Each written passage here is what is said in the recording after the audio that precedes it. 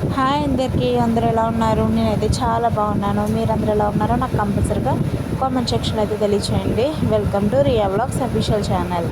నేనైతే ఈరోజు మన వీడియో ఏంటంటే చిక్కుడుకాయ కర్రీ అయితే వండుతున్నాను. నా స్టైల్లో అయితే మీకు చూపించిపోతున్నాను. నేను ప్రతిసారి ఇలా అయితే వండుతాను. ఇంకొకటైతే అది వెల్లుల్లిపై జీలకర్ర అయితే వేసి అయితే వండుతాను అనమాట. అది వేరే స్టైల్ మళ్ళీ ఇంకెప్పుడైనా వీడియో తీసి పెడతాను. ప్రజెంట్ అయితే ఇప్పుడైతే నేను చింతపండు అయితే వేసి వండుతున్నాను అన్నమాట. చాలామందికి తెలియకపోవచ్చు చిక్కుడుకాయలో చింతపండు కూడా వేసుకుంటారా అని. వేసుకుంటారండి, ఎండి చేపలు టమాటో కూడా వేసుకుంటారు. సో నేనైతే టమాటో స్కిప్ చేస్తాను, అలాగే ఎండి చేప కూడా స్కిప్ చేస్తాను అన్నమాట. సో ఓన్లీ ఉత్తి చిక్కుడుకాయ అయితే వండుతున్నాను.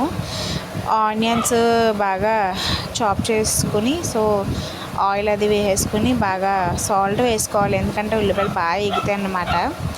సో ఆయిల్ అయితే వేసుకుని ఫ్రై అయితే చేసుకుంటున్నాను. సాల్ట్ కూడా వేసాను సరిపడంతా. బాగా ఇవైతే బాగా వేగాలి. ఆనియన్స్ ఎంత వేగితే కర్రీ అయితే అంత టేస్ట్ వస్తుంది అన్నమాట. అందుకే నేను ఎక్కువ మంచి బ్రౌన్ కలర్ వచ్చే వరకు వేపుతూనే ఉంటాను. చూసారా ఎలాగ కలర్ అయితే వస్తున్నాయో, అలాగా మంచి కలర్ అయితే వచ్చే వరకు అయితే నేను ఫ్రై చేస్తూనే ఉంటాను అన్నమాట.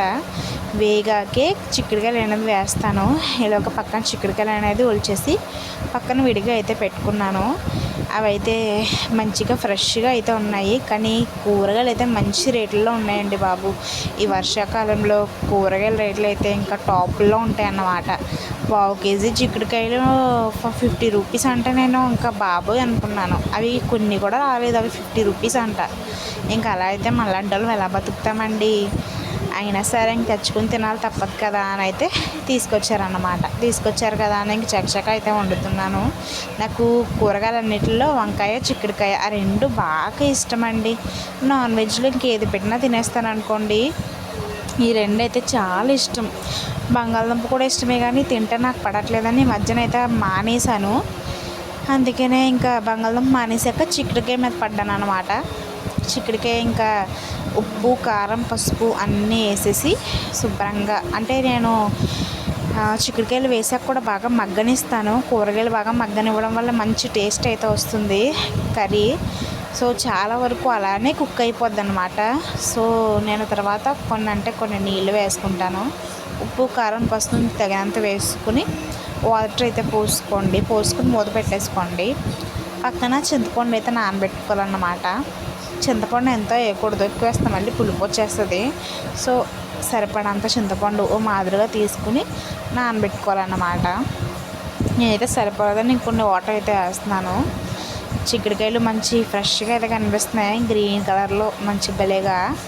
అవి ఫ్రెష్ చిక్కుడుకాయలు అయితే నేనైతే వండుతున్నాను అన్నమాట అండి.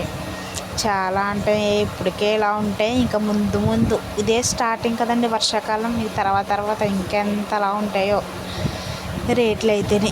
ఇక్కడైతే చింతపండు అయితే శుభ్రంగా నేనైతే గుజ్జు అయితే తీసేసుకుని చింతపండు గుజ్జుని మన చిక్కుడుకాయ కర్రీలో వేసేసుకొని చక్కగా దగ్గరికి ఉడకబెట్టేసుకుని, దగ్గరికి ఈగురుగా పెట్టమన్నారు రాజేష్ గారు అయితే. అంటే ఎక్కువ ఈగురుగానే ఇష్టం ఆయనకి.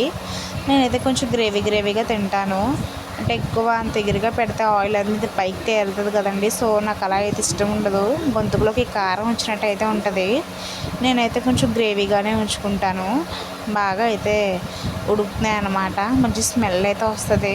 ఎండి చేప ఉంటే ఇంకా అదిరిపోను అనుకోండి కర్రీ అయితే మట్టికి, కానీ లేదు కాబట్టి నేనైతే స్కిప్ చేస్తాను. నాకైతే టమాటా తినడం వల్ల బ్యాక్ పెయిన్ అయితే వస్తుందండి.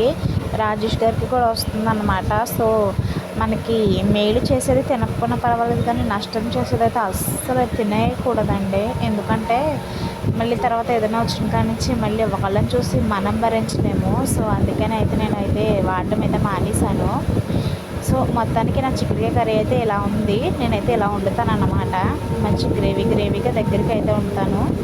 సో ఎవరైనా మా ఛానల్ని ఫస్ట్ టైం చూస్తే లైక్ చేయండి, ఫాలో చేయండి, సబ్స్క్రైబ్ చేయండి. యూస్ఫుల్ అనుకుంటే షేర్ చేయండి. Thank you for watching.